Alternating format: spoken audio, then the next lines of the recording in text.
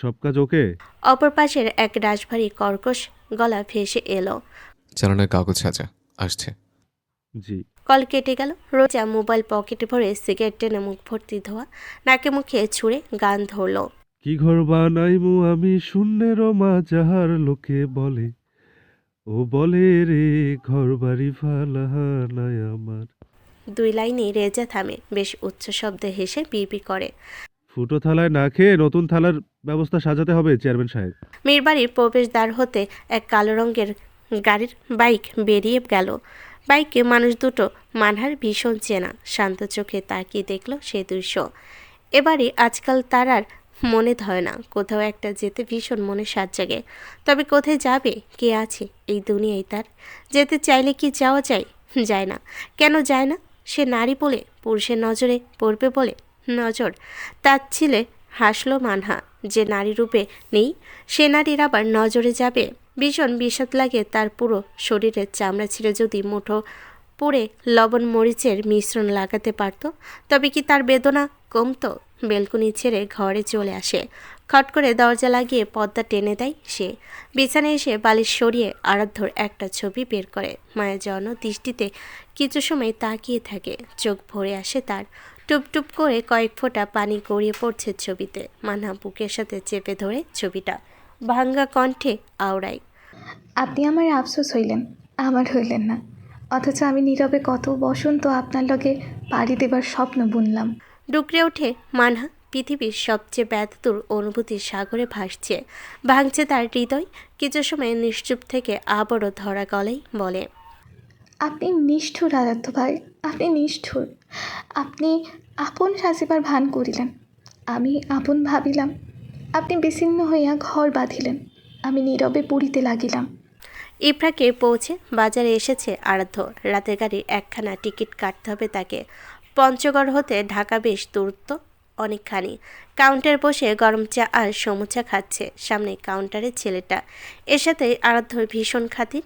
আরাধ্য এলেই তাহার প্রথম কাজ কপালে হাত ঠেকিয়ে সালাম ঠুকে দেওয়া। ছেলেটা বেশ স্বাচ্ছন্দ্য বোধ করে এমন নয়। কলেজ জীবন এক ব্যাচ আরাধ্যর সিনিয়র ছিল, তবে আরাধ্য কোনো কালেই তাকে সিনিয়র মানেনি। একদা এই ছেলে তার উপর বড় ভাই গিরি ফলাতে গিয়েছিল। তখন ঘটনাটা ঘটেছিল বিড়াল হয়ে সিংহের সঙ্গে পাঙ্গা নেওয়া।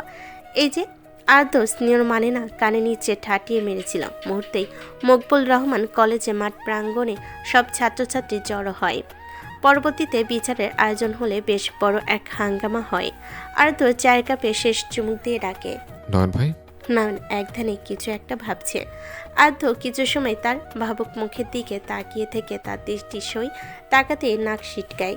সামনে দাঁড়ানো এক লাশময়ী নারীর উন্মুক্ত সাদা ধপধপে পেট দেখা যাচ্ছে। শাড়ির ফাঁকগুলি। নয়নের দৃষ্টি স্থির সেদিকেই। আরাধ্য বেশ জোরে ডেকে ওঠে এবার, নয়ন ভাই। হ্যাঁ হ্যাঁ, কে? কি? আরাধ্য হেসে বলল, এসব বাহিরের মালে কতদিন আর মুখ লোকাবেন? এবং নয় ঘরে একখান তুলে আনেন। নয়ন লজ্জে মাথা নিচে নামিয়ে নিতেই আরাধ্য আবার বলল, রাতের একখান টিকিট কাটেন ভাই, রাজধানী যাব। কয়টার দিব? দেন 9টার। নয়ন টিকিটের বই বের করতে করতে বলল, বাপের গাড়ি থাকতে বাসে যাতায়াত করস কে তুই? ওইটা বাপের খাজনা, আমার খাজনা হুন্ডা। আমার খাজনার বাজনা বেশি, তাই বাসে যাব। ছোট নবাব নাকি শাদি সুতা করেছে শুনলাম। ওই আর কি, দিলে যৌবন লারা। হরি নিজেও বলে আমারে কেউ সামলা, তাই হাঙ্গা করেই নিলাম। মুখের কথাটুকু ফুরাতেই সাই সাই এক শব্দে গরম এক পিস্তলের বুলেট পাশ কাটিয়ে গিয়ে কাউন্টারে বাল্বে লাগে। মুহূর্তে বাল্ব ব্লাস্ট হয়। আর্দ্র শান্ত চোখে একবার সেই দিকে তাকিয়ে ঘাড় কাত করে বাজারের দিকে তাকায়। পর মুহূর্তেই আবার এক ছুটন্ত গুলির শব্দ হতে আরাধ্য সরে যাবার আগেই গুলি নয়নের কপাল ফুটো করে, দেওয়ালে গিয়ে আঘাত হানে। ধীরে ধীরে নয়নের দেহ লুটিয়ে পড়ল কাছের টেবিলের ওপর। আরাধ্য চেঁচিয়ে ওঠে, নয়ন ভাই। নয়নের সারণী গলা ছেড়ে ডাকে আরাধ্য সাহায্যের জন্য। বাজার কমিটির লোকজন এগিয়ে আসে। আরাধ্য এবার নয়ন তো একবার গুলি ছুটে আসার দিক নির্ধারণ করে তাকায়। মুখে কালো কাপড় পেঁচানো এক লোকের অবৈ চোখে পড়ে। আর্দ্র চোখ লাল হয়ে ওঠে। দ্রুত ফোন বের করে কল করে রেজার নাম্বারে। ফোন বেজে বেজে কেটে যায়। নয়নের নিঃশ্বাস পড়ছে না, দেওয়ালে লেগে আছে রক্তের দলা। মিনিটের মধ্যে এক অটো এসে হাজির হয় সেখানে। আর্দ্র আর বাজার কমিটির লোক দুটো মিলে গাড়িতে তোলে নয়নকে। কাছে এক হাসপাতালে ভর্তি করা হয় নয়নকে। অনেক আগে প্রাণ ত্যাগ করেছে ছেলেটা। আর্দ্রর বুকের মাঝে মুচড়ে ওঠে। খবর পেয়ে নয়নের বাড়ির লোক এসেছে। অতিক্রম হয় প্রায় 1 ঘন্টা। নীরব হয়ে হাসপাতালে বসে আছে আর্দ্র। রেজা এসেছে। নয়নের লাশ ময়না তদন্তে নেওয়া হবে বলেই পুলিশ নিয়ে গিয়েছে।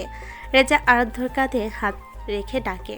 ছোট নবাব, আরাধ্য তাকালো না। রেজা জানে আরাধ্যর এই নিশ্চুপ থাকার মানে। সে নিজেকে একটু শান্ত করে বলে, খদ্দকার বাড়ির লোক আজ এই আক্রমণ ঘটিয়েছে ছোট নবাব। গুলি করা ছেলেকে খুঁজে বের করা হয়েছে। আপনি আরাধ্য উঠে বেরিয়ে যায় হাসপাতাল থেকে। রেজা অধমের মতো কিছু সময় তাকিয়ে থেকেও সেও পিছু নেয়। বড় এক হাঙ্গামা সেরে আরাধ্য ঘরে আসে। আহত শরীর টেনে টুনে এনে সোফায় গা এলিয়ে গলা ছেড়ে ডাকে। মেম ডোন হা। পরপর 3 বার একই নামে ডাকতে মানহা এসে হাজির হয়, হাতে গরম পানি বাটি। মানহা ঘরে আসতেই আরাধ্য বলল, গোমরা ধরেছিস দেখে। আজকাল আরাধ্য ভাই করে মাথা চেবোস না। কাহিনী কি? মানহা কথা বলে না, চুপচাপ গরম পানিতে স্যাভলন ঢালে। আরাধ্য কপাল কুঁচকে তাকিয়ে থাকে। মানহা একটা সুতি কাপড় আর পানির বাটি হাতে এগিয়ে সে কাটা ছেঁড়া জায়গায় রক্তগুলো সযত্নে পরিষ্কার করছে। থেকে থেকে 2-1 ফু পারছে যেন লোকটার জ্বলন না ধরে। আরাধ্য শান্ত চোখে তাকিয়ে দেখছে। তার মুখে ব্যথার লেশমাত্র নেই। কত স্থান পরিষ্কার করে একটা মলম জাতীয় কিছু লাগিয়ে দিল মানহা। কাজ শেষে যেতে নিবে তখনই তাকে থামিয়ে দেয় আরাধ্য। কি সমস্যা? মনে হচ্ছে এড়িয়ে যাচ্ছিস। মানহা শান্ত দৃষ্টিতে তাকালো। এড়িয়ে যেতে পারলে তো ল্যাটা চোখে যেত। খোঁচাখুচি করছিস? মামলা কি? আসছি। মানহা ঘুরে চলে যেতে নেয়। আরাধ্য এক ঝটকায় টেনে তাকে সোফার ফাঁকা জায়গায় এনে বসায়। মানহা ক্ষিপ্ত চোখে তাকিয়ে বলল, আমি আর ছোটটি নেই আরাধ্য ভাই। এভাবে যখন তখন ছোবেন না আমায়। বারে দাঁড়িয়ে মার খেলে যদি পাক মেরে পড়ে যাস, তাই তো বসিয়ে পেটানোর চিন্তা করলাম, যেন পড়লে ব্যথা না লাগে। আজকাল মানুষের ভালো করতে নেই। মানহা কথা বাড়ালো না, মুখ ঘুরিয়ে নিল। আরাধ্য আঙ্গুলে কপাল চুলকে ফোঁস করে নিঃশ্বাস ছেড়ে নিজেকে শান্ত করলো। এরপর ধীরে সুস্থে হাত বাড়িয়ে মানহার ছোট ছোট মুখটা নিজের দিকে ঘুরিয়ে আদুরে স্বরে বলল, কি হয়েছে বুলবুলি? মাইকি বল। মনে আশার আর মেঘ জমে রেখেছিস কেন?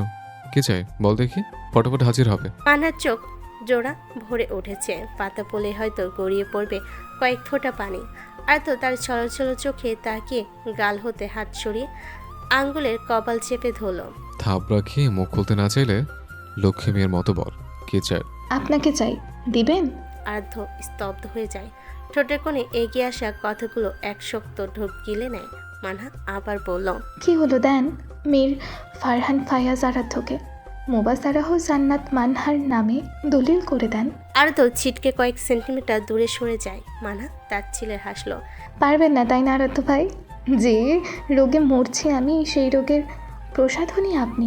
ঘেমে উঠেছে আরাধ্য শরীর। চোখ দুটো বুজে গা এলিয়ে দিল সোফায়। কতদিন ধরে পুষেছিস এসব? কত বছর বলুন? দীর্ঘ নিঃশ্বাস নিংড়ালো আরাধ্য।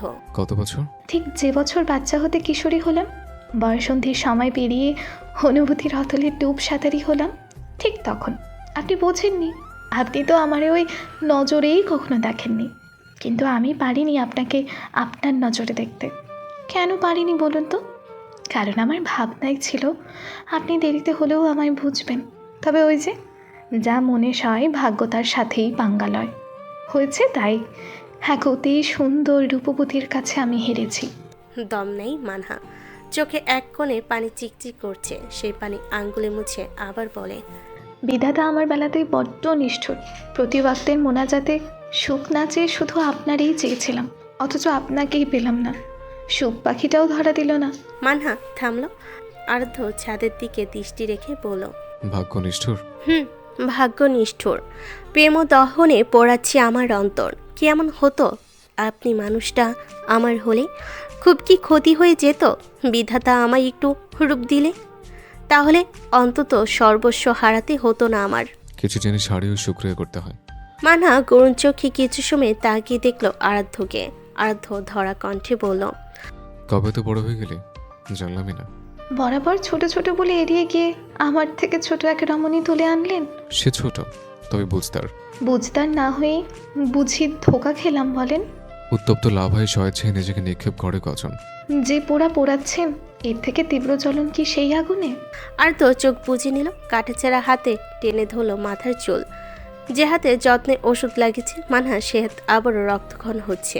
মানহা আবার বলল, চিন্তিত হচ্ছেন? প্রয়োজন নেই, নীরবে ধ্বংস হব, তবু আপনার সুখের মাঝে কাটা হব না।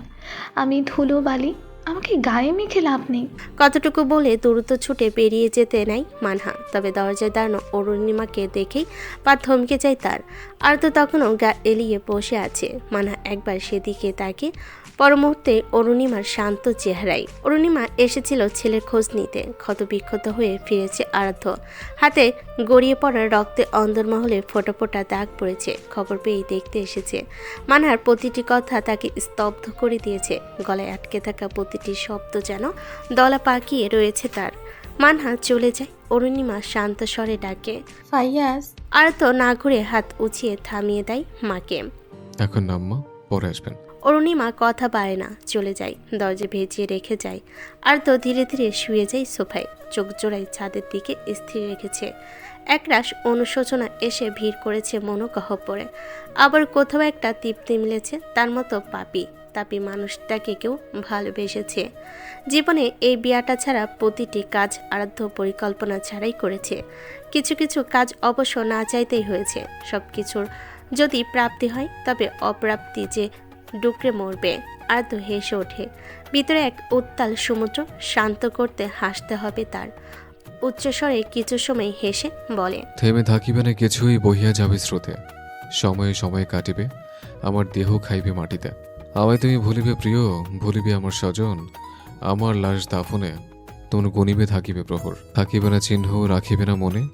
এই পাপিষ্ঠ আমি কে ছিলাম তোমার জীবনে? কিছু সময় ঠ্যাস ধরে শুয়ে থাকলো আরাধ্য। তবে সেটাও আর হলো না। ঘড়ি কাটা 4 ঘরে চেয়ারম্যান বাড়ি ফিরেছে। রইসুল এসে ডেকে যায়। চেয়ারম্যান সাহেব তলব করেছে তাকে। আরাধ্য উঠে বসলো। গায়ে গেঞ্জিটা খুলে অন্য আরেকটা গায়ে জড়ালো। পরে জিন্স খুলে একটা ট্রাউজার পরে বেরিয়ে যায়। চিন্তিত ভঙ্গিতে ছাদে দাঁড়িয়ে জঙ্গলের ঘরের পানে তাকিয়ে আছে চেয়ারম্যান। পরনে সাদা স্যান্ডো গেঞ্জি আর লুঙ্গি। আরাধ্য এলো। সে দরজা পেরিয়ে আসতেই ডাকলো, আব্বাজান ডেকেছেন? চেয়ারম্যান ঘুরে তাকালো। আরাধ্য এসে একদম কাছাকাছি দাঁড়িয়ে পড়ল। প্রয়োজনে কিছু বলবেন? চেয়ারম্যান আরাধ্যের হাতের দিকে একবার তাকিয়ে জিজ্ঞেস করে, আজকাল কি করে বেড়াচ্ছ তুমি? চুরি, খুন, ছিনতাই। মস্করা করা বাজে অভ্যাসে দাঁড়িয়েছে তোমার। আরাধ্য মুখের উপর হাত রেখে অবাক ভঙ্গিতে বলল, তবা তবা আস্তাগফিরুল্লাহ। আব্বা, এসব কি বলেন? মজা না সত্যি? চেয়ারম্যান বেশি না ঘাটিয়ে বলে, হাতে লেগেছে কি করে? আপনার ভাইয়ের লোক এসেছিল আমার খালাস করতে, তাই একটু খাতির করতে লেগেছে। ওসব ছাড়ুন, কি হয়েছে বলুন তো? চেয়ারম্যান কিছু সময় নিশ্চুপ থেকে বলল, নদীপথে আসা 2 দিনের মাল চোরাই হয়েছে। লসের পরিমাণ প্রায় কয়েক লক্ষ। ভর্তুকি পড়বে অনেক। এতে চিন্তিত হবার কিছু দেখছি না। চেয়ারম্যান অবাক হয়ে তাকালো ছেলের দিকে। আরাধ্য ছাদের রেলিংয়ে হেলান দিয়ে বলল, চিন্তিত হবেন না, মাল সুরক্ষিত রয়েছে। কমিশন 60% দিলেই সঠিক সময় পৌঁছে যাবে। আরাধ্যর ইশারা চেয়ারম্যান বুঝে। মুহূর্তে চোখ দুটো লালবর্ণ হয়ে ওঠে তার। ক্ষিপ্ত হয়ে ধমকে বলে, এত খারাপ দিন এসেছে তোমার, নিজের ঘরেই শিং করছো? সে আপনি যাই বলেন, মাল নিতে মারি লাগে বলুন, নয়তো পুরোটাই আমার। পারান, আসছে আব্বাজান। আরাধ্য পাশ কাটিয়ে চলে যাবে। ঠিক তখনই চেয়ারম্যান বলে, প্রতিবার বাড়িও না, ঝড়ে মাথা ভেঙে যাবে। আরাধ্য হাসলো। মাথা থাকলে তবে না ভাঙবে। আরাধ্য চলে গেল। চেয়ারম্যান দাঁতে দাঁত চেপে আকাশপানে তাকিয়ে রইল। মানহা ঘরে এসেছে। বিছানায় উপর হয়ে শুয়ে কাঁদছে। আর ঠিক কতটা ভাঙতে হবে তাকে, এসবের হিসেব মিলাতে গিয়ে ব্যর্থ সে। এত বছর লুকানো সত্যটা আজ কয়েক মিনিটে কিভাবে উন্মুক্ত করে দিল সে। ভীষণ অপরাধবোধ কাজ করছে তার। সে কি পাপ করেছে? দরজায় শব্দ হয়। ভাজানো দরজা খট করে খুলে যায়। দরজা খোলার শব্দটুকু কানে আসতেই দ্রুত শোয়া থেকে উঠে বসে সে, নিজেকে স্বাভাবিক করতে। চোখের উপচে পড়া পানিটুকু হাতের তালুতে মুছে নেয়। তবে গালে তার পানির এক রেখা রয়েছে। অরুণিমা এসেছে। মানহা নিজেকে সামলে ডাকে, গিন্নিমা। অরুণিমা বিছানার দিকে এগিয়ে আসে। মানহার কাপা কণ্ঠে ফোঁস করে নিঃশ্বাস ছেড়ে জিজ্ঞেস করে, কাঁদছিস? একদম কাঁদছি না। তবে চোখে পানি কেন? মানহা দু একবার গালে হাত বুলিয়ে বলল, খুবই পানি ধর। ছুটে আসতে গিয়ে উড়ন্ত চুল চোখে ঢুকে জ্বালা করছিল, তাই চোখে পানি এসেছে। অরুণিমা হাত বাড়িয়ে ডাকলেন। আয় দেখি, বুকে আয়। মানহা কিছু সময় তাকিয়ে থাকলো। তার চোখ আবারও ভরে উঠছে। এ সময় তার সত্যি একটু আদরে হাতের প্রয়োজন ছিল। আর দেরি না করে দ্রুত গিয়ে জড়িয়ে ধরে অরুণিমাকে, মুখ লুকাই অরুণিমার বুকের মাঝে। অরুণিমা মানহার মাথায় আদরে হাত রেখে বলে, পুরুষের মন ইট পাথরের তৈরি দালান ঘর। এ মনে হাজার আঘাতেও ক্ষয় নেই, তীব্র বৃষ্টিতেও এদের ভাঙন নেই। ভাঙন তো হয় মাটির ঘর, অনাবৃষ্টিতেই নিজেকে কেমন গলিয়ে দেয়। আমরা নারীরা হলাম সেই মাটির ঘর। অরুণিমা থামে। মানহা শক্ত করে জড়িয়ে ধরতে চায় তাকে। থেকে থেকে ফুপিয়ে উঠছে। অরুণিমা আবার বলে, নারী লোকের বিবাহের আগেই ঠকা ভালো, বিবাহের পর ঠকিলেই মরণ। মানহা মুখ তুলে তাকালো। অরুণিমা চোখে তাকাতেই থমকে যায় সে। অরুণিমার চোখে পানি, চোখ জোড়া হালকা লাল। মানহা আস্তে ডাকলো, গিন্নিমা। অরুণিমার চোখে পাতা বুঝে বড়সড় এক নিঃশ্বাস টেনে নিল।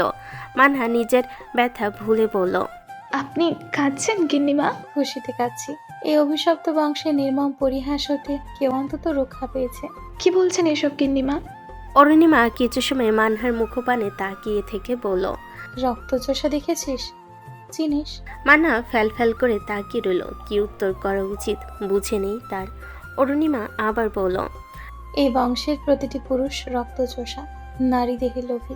মানহা অবাকের চোখ দুটো বেশ বড় বড় হয়ে উঠল। অরুণিমার প্রতিটি কথাই যেন কিছু একটার ইঙ্গিত। মানহা বলল, কি হয়েছে গিন্নিমা? আপনার এত কড়া কথার মানে আমার মস্তিষ্ক নিতে পারছে না, দয়া করে খোলাসা করুন। অরুণিমা কিছুক্ষণ চুপ থেকে তাচ্ছিল, হাসল। পুরুষের তীব্র ভালোবাসা সইবার ক্ষমতা নেই। এরা যেথায় তুচ্ছ তাচ্ছিল্য পাইবে সেথায় থাকার জেদ ধরে। ঠিক এমন হয় এই বংশের ধারায়। আমার শ্বশুরের পূর্বপুরুষের থেকেই হয়ে আসছে এসব। ঘরে বউ রেখে দিনের পর দিন বাইজি গৃহে রাত কাটিয়েছে তারা। আমার শ্বশুর বাবাও ছিলেন মেয়েবাজ, ক্ষমতা খাতিরে 3 বিবাহ করিয়াছে। তবুও সেই লোকের কুঠুরে গৃহে নারী লোকের আনাগোনা ছিল। অরুণিমা থামে। মানহার কৌতূহলী মস্তিষ্ক সজাগ হতেই প্রশ্ন করে, খালুজান তো এমন নয় গিন্নিমা, তিনি আপনাকে ভীষণ ভালোবাসেন, তাহলে আপনি কেন ব্যথা নিচ্ছেন? মরা মানুষে কি আর আত্মীয়ের কান্না শোনে? শোনে না নিশ্চয়। আমার ভিতরটাও মৃত, সব জানি বুঝি, দু চোখ মেলিয়া দেখি, তবে আমার বলার কিছুই নেই। বহু বছর আগে আমার ভেতরের হাস্যজ্জ্বল মানুষটার মৃত্যু ঘটেছে। মানহা স্তব্ধ। সে যেন নিজের কানকে বিশ্বাস করতে পারছে না। অরুণিমা উঠে গিয়ে দাঁড়ায়। একটু একটু করে এগিয়ে গিয়ে থামে জানালার কাছে। যার লাগিয়ে আমি ঘরের লোকের দুশ্মন সাজছি, সব ছাইরা সেই সুদূর ঢাকা হইতে অচেনা শহরে আসি ঘর বাঁধছি। এই মানুষটাই আমারে সবচেয়ে বড় ধোকা দিছে, আমারে ঠকাইছে। আমার ভালোবাসার ফায়দা লুটে আমারই কাছের বান্ধবীর লাগে যৌন সম্পর্কে লিপ্ত হয়েছে। মানহা বাকরুদ্ধ হয়ে যায়। ফ্যাল ফ্যাল চোখে তাকিয়ে শুধু দেখছে অরুণিমাকে। শোন মেয়ে, আবেগ আর অনুভূতি দুটের মিশ্রণ না করে যত দূরে থাকা যায় ততই মঙ্গল। এই 2 মিশ্রণেই হয় কলঙ্ক। সাদা কাপড়ের কালি আর নামে লাগা কলঙ্ক দুটোই ভয়ঙ্কর, যত ঘষিবে ততই বাড়িবে। অরুণিমা বলে। মানহার হাত পা কাঁপছে। এত কঠিন সত্যগুলো গিন্নিমা কত অনায়াসে বলে দিল। এখন যেন দম বন্ধ লাগছে। আরাধ্যকে সে বরাবরই ঘৃণা করতে দেখেছে এ বংশকে। বলতে শুনেছে এই বংশের ধ্বংস সে করবেই, ধূলিসাৎ করবে এই মীরের রাজত্ব। আরাধ্য একরোখা একবার বলেছিল এই বংশের অস্তিত্ব বিলীনের আগে তার মৃত্যু নেই। যদি মৃত্যু হয় তবে স্বেচ্ছায় মৃত্যু, যা আরাধ্য কখনোই মানবে না। তবে কি এই মীরের রাজত্ব? ভাবতে পারে না মানহা। দুহাতে মাথা চেপে ধরে বসে রয়। অরুণিমার ডাক পড়ে। রেনুর মা ডাকতে এসেছে। অরুণিমা জানালা থেকে সরে দরজার দিকে আসতেই রেনুর মা বলল, গিন্নিমা নিচে বৌরানি আইছে, রুই চুল লইয়া আইছে, আপনার অপেক্ষা রইছে নিচে, জলদি আসেন। ছোট নবাব ঘরে আছে? রেনুর মা মাথা নিচে নামিয়ে মিয়ে যাওয়া কণ্ঠে বলল, নেই। অরুণিমা দীর্ঘশ্বাস ছাড়ে। উল্টো ঘুরে একবার মানহার দিকে তাকিয়ে পা বাড়ায় অন্দরমহলের দিকে। বিকেল পেরিয়ে সন্ধ্যা নামছে। পাখিরা একে একে ঘরে ফিরছে। অবাধ্য পাখি সারাদিন পুরো আকাশ উড়ে দিন শেষে ছুটে এসে বাসায় আশ্রয় নেয়। একটা টিয়া রঙের পাখি এসে মীরবাড়ির পুরনো আম গাছের পাতার আড়ালে ঢুকে গেল। ইফরা তাকিয়ে দেখল ধীরে ধীরে মিলিয়ে যাচ্ছে পড়ন্ত বিকেলে লাল আভা। মাগরিবের ওয়াক্ত চলছে, চারপাশে আজানের হিড়িক পড়েছে। ইফরা মাথায় ওড়না টেনে ছাদ থেকে ঘরের দিকে পা বাড়াবে, তখনই চোখ আটকে যায় দূরে ওই স্টিলের ঘরের দিকে। দুটো লোক এগিয়ে যাচ্ছে সেই দিকে। একজনের মাথায় কালো কাপড়ে ঢাকা, হাত দুটো পিছনে বাঁধা, অপরজন সে লোককে ধরে নিয়ে চলেছে, ঠিক যেন জেলের কোনো কয়েদিকে কালো টুপি পরিয়ে হাত বেঁধে নিয়ে যাওয়া হচ্ছে। কিছুক্ষণের মাঝেই লোক দুটো ঘরে ঢুকে যায়। ইফরা তাকিয়ে থাকে মিনিট দুয়েকের মাঝেই আরাধ্যকে দেখতে পাই সে। মনে মনে প্রশ্ন জাগে, ঘরটা আগেও দেখেছে ইফরা, তবে কৌতূহলী নয় সে। এবারে কিছুতেই আকর্ষণ করে না তাকে, কখনো তেমন সন্দেহভাজন কিছু চোখেও পড়েনি তার। আরাধ্য দৃষ্টি নাগালে বাহিরে যায়। ইফরা ধ্যানমগ্ন, কিছু খোঁজার আশায় তাকিয়ে থাকে। অতিক্রম হয় কিছুটা সময়, আদার ঘনিয়ে আসছে, নামাজের ওয়াক্ত পেরিয়ে যাচ্ছে। হঠাৎ কাঁধে স্পর্শ পেতেই চতুর মস্তিষ্ক সজাগ হয়ে ওঠে। ভীত হয় ইফরা। মনে পড়ে সেই রাতের কথা। কাঁধে কোনো পুরুষের হাত ভেবেই দ্রুত ঘুরে তাকাতে নজর পড়ে আরাধ্যের উপর। চমকে পিছু সরে গিয়ে রেলিংয়ে পিঠ ঠেকায় ইফরা। লোকটাকে মাত্র কিছু সময় আগেই দেখেছে সে ঘরের দিকে।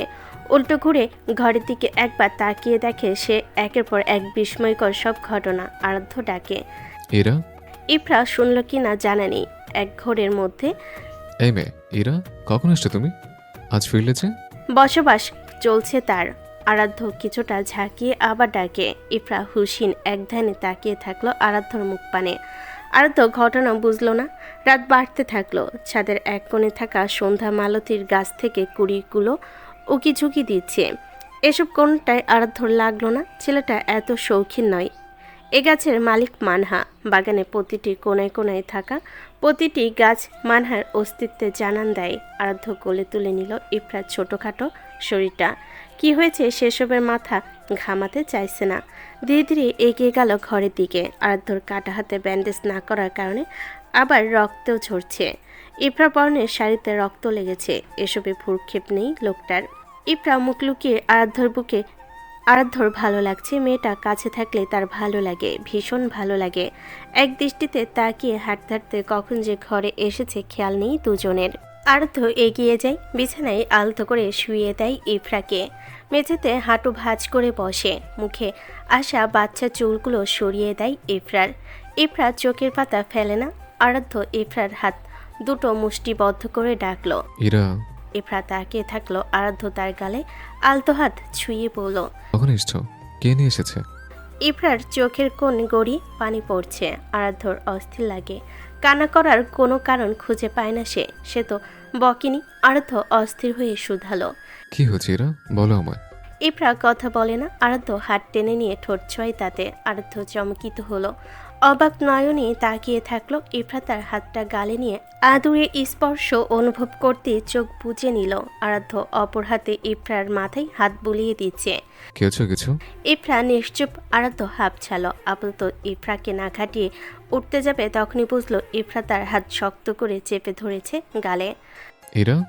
ইফরা নড়ল না, এবারও প্রত্যুত্তর করল না। আরাধ্য আবারও হাত বুলিয়ে দেয় তার মাথায়। কিছুক্ষণের মধ্যেই ঘুমের মাঝে পাড়ি জমায় ইফরা। গভীর রাত। ইফরাকে জড়িয়ে শাড়ির ফাঁকে নরম পেটে হাত রেখে ঘুমানোটা আরাধ্যর অভ্যাসে দাঁড়িয়েছে। কয়েকদিনই এ মেয়েকে জড়িয়ে ঘুমানোটা তার মনে সুখ বলে অনুভব হয়। মুখ গুজেছে ইফরার কেশে। রাত বাড়ছে। দেওয়ালে ঝুলতে থাকা ঘড়ির কাঁটা জানান দিল রাত 3টে। ধীরে ধীরে ইফরার শরীর হতে সরে যায় আরাধ্যর হাত। নিঃশব্দে উঠে বসে আরাধ্য। বিছানার এদিক ওদিক তাকিয়ে তার কালো রঙের মোবাইলখানা খুঁজে বের করে চোখ বুলায়। ফোনে স্ক্রিনে জল করছে রেজার 3টা মেসেজ। আরাধ্য মেসেজগুলো দেখে নিয়ে বিছানা ছেড়ে নেমে যায়। গোসলখানে গিয়ে চোখে পুঁখে পানির ঝাপটা মেরে এসে আয়নায় নিজেকে দেখে কিছু সময় চুলে হালকা পানি। আরাধ্য চুলগুলো ছেড়ে নিয়ে ড্রেসিং টেবিলে গ্লাস উল্টে ঘুরিয়ে দিল। অদ্ভুত এক ডেকোরেশন। আয়না ঘুরে যেতেই সামনে উদয় হলো ধারালো সব অস্ত্রের সাম্রাজ্য।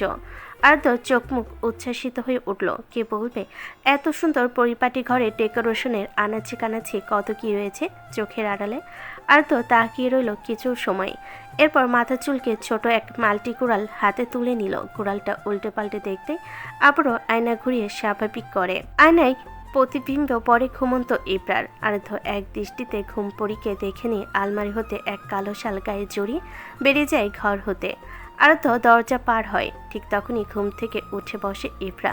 ঘুম ভেঙেছে অনেক সময়, আরাধ্যর উষ্ণতা সরে যেতেই ঘুম পালিয়েছে চোখ থেকে। দ্রুত বিছানা থেকে নেমে আয়নার কাছে যায় সে, তবে যেমন কিছুই নজরে আসে না। ছুটে যায় বেলকনির দিকে। এদিক থেকে কিছুটা মেয়ের বাড়ির প্রবেশদ্বার দেখা যায়। ইফরা প্রবেশদ্বারের দিকে তাকাতে খেয়াল করে আরাধ্য বাগানে পথ ধরে হেঁটে যাচ্ছে। কৌতূহলী চোখে তার যাওয়ার পানে তাকিয়ে থাকে ইফরা। সময়ের সাথে পা মিলে আরাধ্য সেই স্টিলের ঘরের পথে চলে যায়। ইফরা দেরি করে না, শাড়ির আঁচল মাথায় টেনে ছুটে বেরিয়ে যায় ঘর হতে। পিছনেই আরাধ্যর চুপিসারে এগিয়ে যায় সে ঘরের দিকে। মনটা খচখচ করছে তার। হ্যালুসিনেশন হবার কোনো কারণ নেই, তবু হয়েছে। একই সময় দুই জায়গায় লোকটাকে দেখেছে সে। এটা কি করে সম্ভব হয়েছে? পাখা নেই, উড়ে নিশ্চয়ই আসেনি লোকটা। ভাবনার মাঝে ঘরের একদম কাছাকাছি এসে পড়ে ইফরা। দরজায় পাহারা বসানো, দুজন লোক পাহারে রয়েছে। এ ঘরে পাহারা রাখার মানে কি আছে এর ভিতরে? মনে কত শত প্রশ্ন ইফরার, উত্তর খোঁজা বাকি। মন দোনামোনা করছে। লোক দুটো নজর পিটিয়ে ঘরে প্রবেশ যে খুব একটা সহজ নয়। সে কি করবে? ভেতরে কি করে যাবে? একা একা মনে মনে বিড়বিড় করে ইফরা। আশপাশ তাকিয়ে পথ খোঁজে সে, তবে তেমন কোনো উপায় নেই। মাঝে এক বিপত্তি ঘটে। পাহারাদার একজনের নজরে পড়ে যায় তার উপর। কে ওখানে? পাহারাদারের গম্ভীর কণ্ঠ শ্রবণ হতেই দ্রুত উল্টো ঘুরে ইফরা। ভীত হয়, হাত পায়ের আঙ্গুল কাঁপছে তার। উল্টো ঘুরে বাড়ির পথে পা বাড়াবে তখনই এক তীরের ফলা পাশ কেটে তার সামনে মাটিতে গেঁথে পড়ে। থমকে যায় ইফরার পা। পাহারাদার দুজন এগিয়ে এসে পথ আটকায় তার। ইফরাকে শাড়ির আঁচলে মুখ লুকাতে দেখে গম্ভীর গলায় প্রশ্ন করে, কে আপনি? এখানে কি করছেন? ইফরা কথা বলে না। লোক দুটো একে অপরের মুখ দেখাদেখি করে আবার বলে, কি হলো বলুন, কে আপনি? এবারে নিশ্চুপ আফরা। পাহারাদারদের শোরগোল শুনে ঘর থেকে বেরিয়ে আসে রেজা। এগিয়ে এসে দাঁড়ায় লোক দুটোর পাশে। রেজাকে দেখে মাথা নিচে নামি পাশে সরে গিয়ে দাঁড়ায় লোক দুটো। রেজা চমকিত। ইফরার বেশভূষণে সে চিনে ফেলেছে এই নারীকে। রেজা তোতলানো কণ্ঠে বলে, বৌরানী, আপনি এইখানে? ইফরা মুখ হতে আঁচল সরিয়ে রাশভারী কণ্ঠে বলে, চেনার জন্য ধন্যবাদ। রেজা মাথা নিচু করে বলল, শুক্রিয়া বৌরানী, তবে রেজা কথা শেষ করতে পারল না, তার আগেই ইফরা বলল, আমি ভেতরে যাব, নিয়ে চলুন। ইফরা যতটা ঘুরে বাড়ির দিকে পা বাড়িয়েছিল ততটাই ঘুরে যায় রহস্যময় ঘরের দিকে। দরজার দিকে পা বাড়বে তার আগেই পথ আটকায় রেজা। দৃষ্টি মাটির দিকে রেখে বলল, মানে বৌরানী, ভেতরে যাবার অনুমতি নেই। ইফরা চোখ বড় বড় করে তাকি জিজ্ঞেস করলো, অনুমতি নেই মানে? ছোট নবাব ব্যতীত এ ঘরে বহিরাগত প্রবেশ নিষেধ বৌরানী। কারণ কি? রেজা উত্তর করে না, তবে ইফরা আগ্রহী থাকে রেজার উত্তরের অপেক্ষায়। রেজা শুষ্ক ঢোক গিলে বলল, আপনি ফিরে যান বৌরানী। আমি ভেতরে যাব, পথ ছাড়ুন। ইফরা পাশ কাটাতে চাইলে আবারও পথ আটকায় রেজা। দুহাত জোর করে বলে, দয়া করুন, ভিতরে অস্বাভাবিক কিছু নেই, আপনি ফিরে যান বৌরানী। ইফরা বিরক্ত হয়, গলায় এক তেজি ভাব এনে বলে, ভুলে যাচ্ছেন আপনি মেয়ের বাড়ির বৌরানীর সামনে দাঁড়িয়ে? ছোট নবাব নিশ্চয়ই আপনার এই বেয়াদবি মানবেন না। রেজা মাথা একদম নুইয়ে নেয়। ইফরা আবার বলে, আমায় যেতে দিন, বিপদ বাড়াবেন না। এবার আর রেজার অনুমতির প্রয়োজন মনে করে না ইফরা। রেজাকে রেখেই এগিয়ে যায় ঘরের দিকে। রেজা এক হাতে কপাল চেপে কিছু সময় গাঢ় হয়ে দাঁড়িয়ে থাকে। গলা শুকিয়ে আসছে তার। পরবর্তী কী হবে ভেবে দম ফুরিয়ে আসছে। সে অপেক্ষা করে না, দ্রুত পিছু নেয় ইফরার। ঘরে প্রবেশ করতেই ইফরা পুরো ঘর জুড়েই অন্ধকার, কোথাও কিছু দেখা মিলছে না। ইফরার নিঃশ্বাস আটকে আসছে। অন্ধকারে বড্ড ভয় তার। রেজা পেছনে এসে দাঁড়াতে সে আদেশ করলো, বিদ্যুৎ আছে, আলো জ্বালান। রেজা সরে গিয়ে লাইট জ্বালাতেই পুরো ঘর দিনের মতো পরিষ্কার হলো। পুরো ঘর ফাঁকা, কোথাও একটা ফার্নিচার অবুদ্ধি নেই। আরাধ্যর খোঁজ পেতেই পুরো ঘর চোখ বোলায় ইফরা। কোথাও কিছু নেই। ইফরা এগিয়ে গিয়ে ঘরে আনাচে কানাচে দেখছে। পুরো ঘর পরিষ্কার। ইফরার অসহ্য লাগছে সব। ঘাড় ঘুরিয়ে রেজার মুখের দিকে তাকিয়ে বলল, ছোট নবাব কোথায়? রেজা মুখে কুলু পেটেছে, সে উত্তর করে না। ইফরা ঘাটায় না তাকে, হয়তো সে ভুলে বুঝেছে। ছোট্ট নবাব নেই। রেজা বলেছে ভেতরে সব স্বাভাবিক, তবে এই ফাঁকা ঘরে আসতে অনুমতি কি প্রয়োজন? মস্তিষ্কে একের পর এক প্রশ্নের তালগোল পাকিয়ে চলেছে তার। সে ঘর হতে বেরিয়ে যাবে, এই ব্যাপারটা মস্তিষ্কে প্রসেসিং হওয়ার আগে ফুটন্ত কিছু শব্দ কানে আসে তার। শব্দটা ঠিক চুলার ফুটন্ত গরম পানি যেমন বলক তুলে এক বুদবুদ শব্দ হয়, তেমন ফাঁকা ঘরের শব্দটা প্রখর হয়। ইফরার দিক শূন্য, খুঁজে পায় না শব্দের উৎস। স্টিলের ঘরটি ছোট এক রুম। এ রুমে যেহেতু মানুষ নেই, তবে শব্দ আসার কথা নয়। সন্ধ্যান চোখে রেজার দিকে তাকিয়ে আবার প্রশ্ন করে, ছোট নবাব কোথায়? রেজা নিশ্চুপ। ইফরা রাগী কণ্ঠে বলে, মুখ খুলুন, আপনার জন্যই মঙ্গল হবে। ছোট নবাব কোথায় বলুন? ইফরা সরে রেজার দিকে এগিয়ে যাবে। তখনই তার মনে হলো কেউ চিৎকার করছে, তবে কোথায় করছে? সব কেমন ধোঁয়াশা, এ কেমন চক্র? ইফরার ছোট মস্তিষ্কে প্রতি মুহূর্তে ধোঁকা দিচ্ছে তাকে। ভাবতে পারে না। আরও একবার এদিক ওদিক তাকাতেই ইফরার নজর পড়ে রেজার পায়ের দিকে। পুরো ফ্লোরের রং একরকম হলেও রেজার দাঁড়ানো জায়গার রং ভিন্নতা। ইফরা তাকিয়ে থাকলো অধিক সময়। রেজার অস্বস্তি লাগে, গা ঘেমে উঠেছে তার, কপালে বিন্দু বিন্দু ঘাম। ইফরার তার অস্বস্তি আরও একগুণ বাড়িয়ে দিয়ে তার চারপাশে একবার চক্কর কাটে। এতে যেন প্রাণ যায় যায় করছে রেজার। ইফরা ঘোড়া থামিয়ে হঠাৎ বলল, সরে দাঁড়ান। রেজা বুঝলো না, ফ্যালফ্যাল চোখে তাকিয়ে থাকলো ইফরার দিকে। ইফরা এবার নমনীয় হয়ে পড়ল, সরে দাঁড়ান। মানে বৌরানী, হয়েছে কি? ইফরা হাত উছিয়ে থামিয়ে দিল। শুনতে আগ্রহী নই, শুধু বলুন, পাকা মেঝেতে কাঁচা মাটি কি করে এলো? মানে? পুরো ঘরের মাঝে এই জায়গায় মেঝের রং ভিন্ন কেন? রেজা কথা বলে না। ইফরা আবার বলল, উত্তর কেন করছেন না? নীরবতা সম্মতির লক্ষণ, তবে নিশ্চিত ঝামেলা হয়েছে। কোনো ঝামেলা নেই বৌরানী। আপনি সরে আসুন। কথা বলতে দেরি, রেজাকে টেনে সরিয়ে দিতে দেরি নেই ইফরার। রেজা হতভম্ব। ইফরা মুস্কি হেসে বলে, ধন্যবাদ। রেজা বাকরুদ্ধ। আজ কার মুখ দেখে উঠেছিল কে জানে। কিসব ঘটছে তার সাথে। ইফরা হাঁটু গেড়ে বসলো মাটিতে। আলতো হাতে মাটি তুলে নাকের কাছে এনে শুকলো। ভেজা মাটির গন্ধ। মেঝের অংশ আঙ্গুলে টোকা দিতে অদ্ভুত এক শব্দ অনুভব করলো। রেজা ভয়ে জমে উঠেছে। কি করবে বুঝে আসে না। উপায়ন্তর না পেয়ে ইফরা মনোযোগ সরাতে ডাকে, বৌরানী, ভোর হয়ে এলো, ফিরবেন না? এদিকে আসুন। রেজা চমকালো। ইফরার মনোযোগ টানতে পারেনি সে, বুঝেছে এটা। কাপা গলেই বলল, ওখানে কি করছেন বৌরানী? মেঝে ঠান্ডা, আপনি অসুস্থ হয়ে পড়বেন। ওটা পরে ভাববেন, আগে এদিকে আসুন। রেজা এগিয়ে গেল। ইফরা তার মুখের দিকে তাকিয়ে বলল, সরিয়ে দিন। জি, কি? অভিনয় করবেন না? যদিও আপনার অভিনয় দেখতে আমি আকর্ষিত নই, তাই হয় আপনি সরিয়ে দিন এই কার্পেট, নয়তো আমি নিজেই সরিয়ে নিব। রেজা থ মেরে যায়। 10 নম্বর বিপদ সংকেত তার মাথার উপর। ইফরা পাত্তা দিল না এসবে। বসে থেকে সরে গিয়ে মেঝেতে এক কার্পেট সরাতেই বড় এক বিদ্যুতের শক খেলো সে। ছিটকে পড়তে গেলে রেজা ধরে নেয় তাকে। বৌরানী, সামলে। ইফরা থমকায়। ঘরের মাঝে এক গর্ত দেখে রেজার চোখে তাকিয়ে নিজেকে সামলে এগিয়ে আসে সে। ইফরার চোখের পলক পড়ছে না। সে এক দৃষ্টিতে তাকিয়ে আছে গর্তের পানে। ঘরের উত্তাপ বৃদ্ধি পাচ্ছে। ধীরস্থে নিজেকে স্বাভাবিক করতে একটু একটু করে এগিয়ে আসে ইফরা। একটুখানি ঝুঁকে দেখে মাটির দিকে। অপর হতে নিজ বরাবর একটা সিঁড়ি নেমেছে, তবে ভেতরে যে ঘুটঘুটে অন্ধকার। রেজা এগিয়ে আসলো, গলার স্বর খাদে নামিয়ে ডাকলো, বৌরানী। ইফরা নিজের ওষ্ঠের উপর আঙ্গুল রেখে চুপ করার ভঙ্গি দেখিয়ে কথা বন্ধ করলো রেজার। রেজা থেমে গেল। ইফরা মাটির দিকে কান পেতে কিছু একটা শোনার চেষ্টা করলো। রেজা নিশ্চুপে অনুসরণ করে গেল ইফরাকে। ইফরা উঠে দাঁড়ালো, রেজার দিকে তাকিয়ে প্রশ্ন করলো, ভেতরে কি চলছে? রেজার মস্তিষ্ক জ্যাম পড়েছে। কি করবে, কি বলবে, কোনো কাজ হচ্ছে না তার দ্বারা। ইফরা তার উত্তরে অপেক্ষা করলো না। রেজাকে নিশ্চুপ দেখে আবারও বলল, আমি যেতে চাইছি সেখানে, নিয়ে চলুন। মাফ করবেন বৌরানী, এ কাজ আমি পারবো না। ইফরা পাত্তা দিল না রেজার কথায়। নিজ বুদ্ধিতে আস্থা রেখে সিঁড়ি বেয়ে নিচে নামতে থাকলো সে। রেজার করণীয় কি বুঝে না। ইফরাকে আটকাবার উপায় একদম জানেনি। ইফরার পিছে যায় সে। ঘুটঘুটে অন্ধকার সিঁড়িতে চোখে কিছু পড়ছে না। এত সময় যে শব্দ কানে আসছিল সে শব্দ এখন আর কানে বাজে না। অন্ধকার পথ ধরে একটু একটু করে এগিয়ে যাচ্ছে ইফরা। ভেজা মাটি ছাড়ছেতে এক গন্ধ। তার জানা নেই কোথায় এগিয়ে চলেছে সে। সিঁড়ি বেয়ে যত দ্রুত নামছে সত্যপ্রবাহ বাড়ছে। অনুভূতি এমন যেন কোনো হিমাগারে ঢুকে পড়ছে সে। ভীষণ রকমের শীত শীত লাগছে। শরীরে প্রতিটি লোমকূপ দাঁড়িয়ে পড়ছে। বুকের বামে অবস্থিত হৃৎপিণ্ড তার ধুকপুক শব্দ বাড়িয়ে তুলছে। হৃদযন্ত্রের শব্দ যেন কানে এসে বাজছে। ইফরা মনে হলো জিনিসটা এখনই বেরিয়ে আসবে।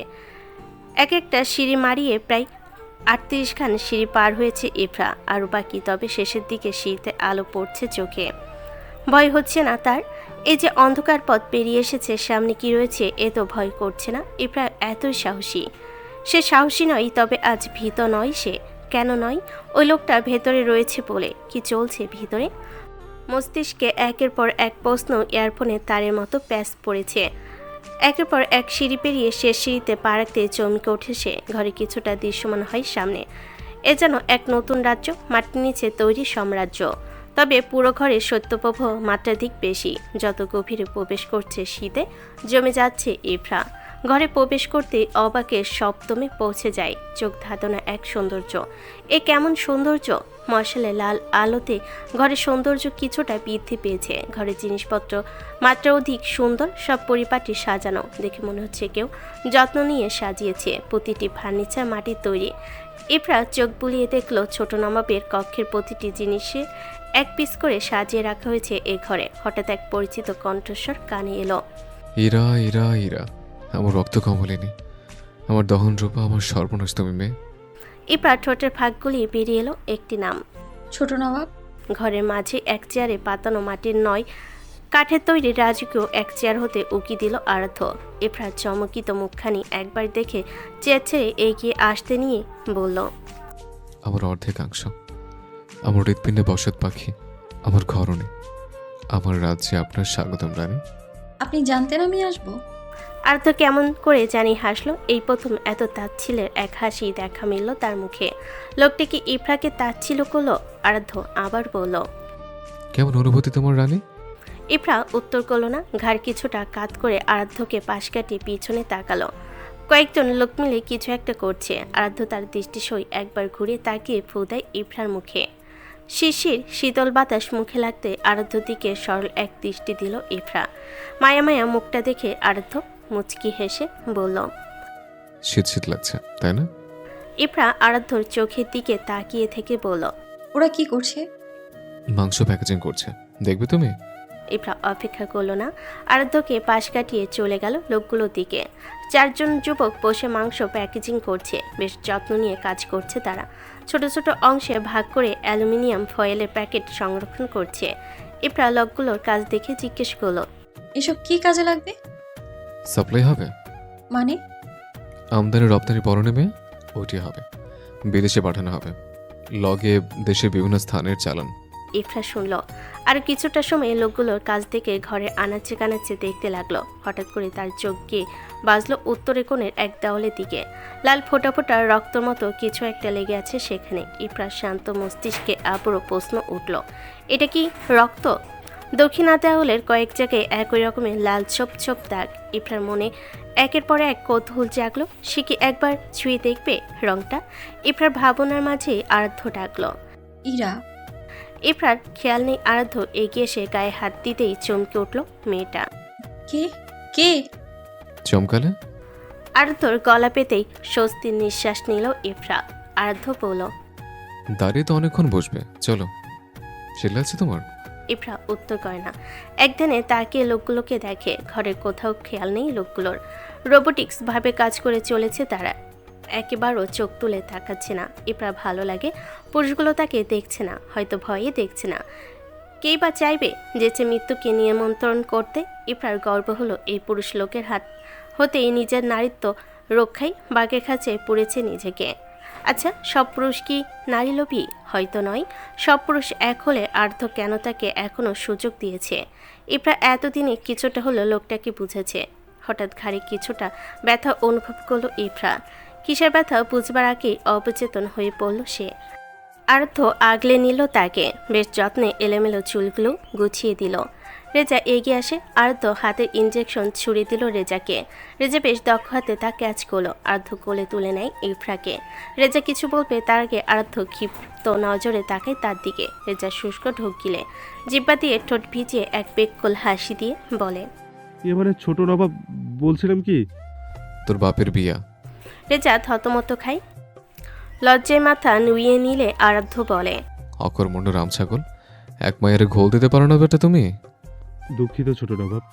তোর নানির হ্যাডা। আর্ধ বেরিয়ে যায় ভোর 5টা। চারিদিকে রাতের কালো আধার পাতলা হয়ে এসেছে, আকাশে হালকা নীলচে রং ফুটে উঠেছে।